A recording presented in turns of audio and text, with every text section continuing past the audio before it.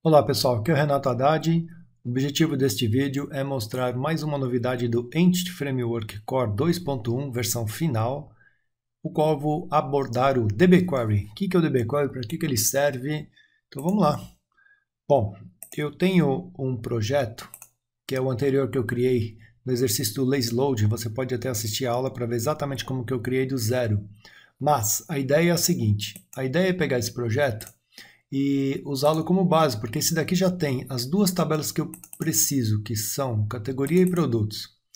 Então, se você parar para pensar, eu tenho uma tabela chamada, uma classe chamada categoria, que ela tem uma coleção de produtos, tá? E, por sua vez, um produto, que é a classe produto, tem o quê? Uma categoria, o qual ele pertence, e é um para N, tá?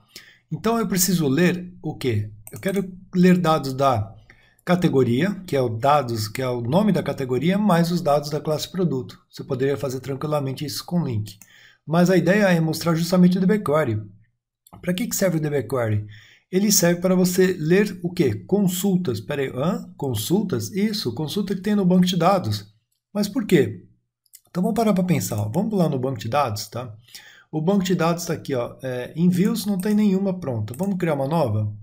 Vou pegar umas duas tabelas que são categorias e produtos, vou dar um add, vou dar um close, e aí eu quero dados o quê? Eu quero os dados da categoria, eu quero a descrição do produto, preço, quantidade, e quero também criar uma coluna calculada aqui. Por exemplo, vou colocar preço versus quantidade, e vou chamar essa expressão aqui de estoque.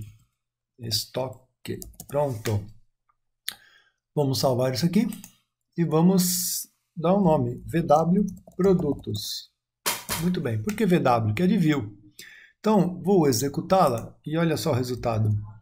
Essa minha consulta, que contém dados da minha categoria, ele vai me trazer dados da categoria, a descrição do produto, preço, quantidade, aqui um campo calculado. Esse campo calculado, note que eu dei um nome para ele chamado estoque, o qual está aqui no resultado final. Tá? Então, esse resultado é o resultado da minha consulta que eu quero fazer com que o meu Entity Framework leia esses dados automaticamente. Primeiro, né, toda vez que você tiver uma consulta no banco, ela vai ficar no cache e o plano de execução vai ser definido pelo próprio SQL Server para que você consiga identificar qual é o meio mais rápido de ele executar a consulta e entregar os dados para você. Então, uma vez tendo a consulta, está salva. Certifique-se que esteja salva. Ok, lá no Entity Framework, olha só. Eu tenho um contexto chamado banco contexto que depende de dbContext, tá? Tá ok. Mas antes disso, eu vou criar o quê? No model, que eu não tenho um diretório chamado model, então eu vou criar direto uma classe, tá bom? Mas se você tivesse um subdiretório chamado models, que seriam todos os seus modelos, poderia colocá-lo ali. Então, essa classe eu vou chamar de VW-produto, no singular. Por que isso? Porque ele vai expressar exatamente o resultado da minha view, tá? Olha só, eu vou colar o código completinho aqui do VW. Então, ele tem exatamente isso, ó. Ele tem uma classe chamada VW-produto com os respectivos campos, que são as propriedades e os tipos, tá? Sem mistério nenhum, até aí não tem problema nenhum. Salva isso daí, vai lá no contexto, e aqui, ó, no contexto, eu vou fazer um prop, ao invés de ser db7, ele vai ser um dbQuery. O dbQuery, ele pede o quê? Olha aí, ó, ele pede o T. Quem é o tQuery? É uma classe. Qual a classe que eu criei? VW-produto, tá? Então, essa classe VW-produto, eu vou dar o nome das propriedades de VW-produtos no plural. Dito isso, então, tudo que for de dbQuery, dá um F12 nele, você já vai ver que ele implementa o iQueryable, o iEnumerable, tá? E lá no final ele pede o quê? Onde tQuery igual a uma classe. Então, passou uma classe para ele e vai retornar dados, tá bom? Perfeito, salve isso daí.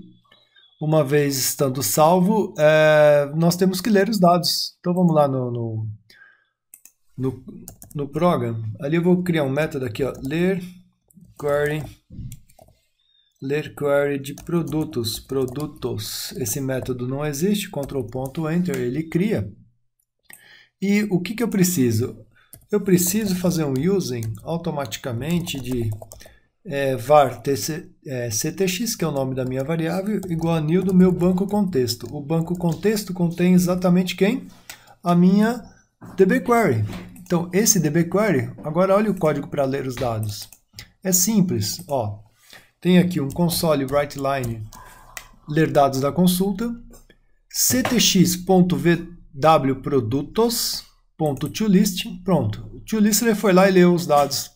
E agora o for each ele monta o looping para disparar o quê? Um looping, mesma coisa se for escrever um código for each. Um looping, né? Isso aqui é básico. Bom, o x é essa variável que foi criada aqui, ó, xds categoria, ds é descrição do produto, preço, quantidade e estoque. No finalzinho eu até coloquei aqui, ó, o valor do estoque. Ele vai fazer um somatório do estoque e vai exibir os dados com o numérico 2 casas decimais. Tá? Basicamente é isso que ele faz, só isso, mais nada. Então o dbQuery serve para isso. Se você for analisar a estrutura, lá no próprio site, olha aqui em cima, o site do anúncio do Entity Framework Core, ele tem aqui uma descrição escrita Query Types. Se você parar para pensar, aqui está dizendo o seguinte, para que ele serve? Ó, mapear views sem chave primárias, tabelas sem chave primárias, consultas com modelos ou o resultado que você obtém através do from SQL, que é um comando que você pode dar. Mas o mais importante é essa questão do primary keys, ou seja, sem chave primária. Claro, você não precisa ter uma consulta com chave primária. Agora você pode ficar à vontade, pode ter uma tabela sem chave primária que você com o dbQuery consegue ler, tá bom? Então vamos lá, vamos dar um build no projeto. Quantas vezes tivemos que fazer isso aí? Eu não tenho uma chave primária no resultado de uma consulta. Tá, mas você tem que criar uma chave primária para poder ler os dados. Agora eu não preciso mais com o dbQuery. Tá? Ok, vamos executar. E o resultado, teremos aqui, ó. Foi lá, está lendo o banco de dados, leu a consulta, abriu a consulta. E se der tudo certo, aqui temos os resultados finais. Tá vendo? Isso aqui é o resultado de uma consulta, pessoal. Tá? Mas, Renato, não poderia fazer uma tabela? Pode, claro que pode. Só que imagine que uma consulta pode ter N inner joins, né? N informações de N tabelas relacionadas, tudo num único local, que é a sua consulta. E a partir daí ele vai ficar no cache e o plano de execução vai entregá-lo o mais rápido possível, que com o tempo, se você multiplicar isso por número de usuários simultâneos, vai ter um ganho de performance gigantesco. Então, use e abuse do recurso do famoso dbQuery, que agora no Entity Framework Core 2.1 já está disponível.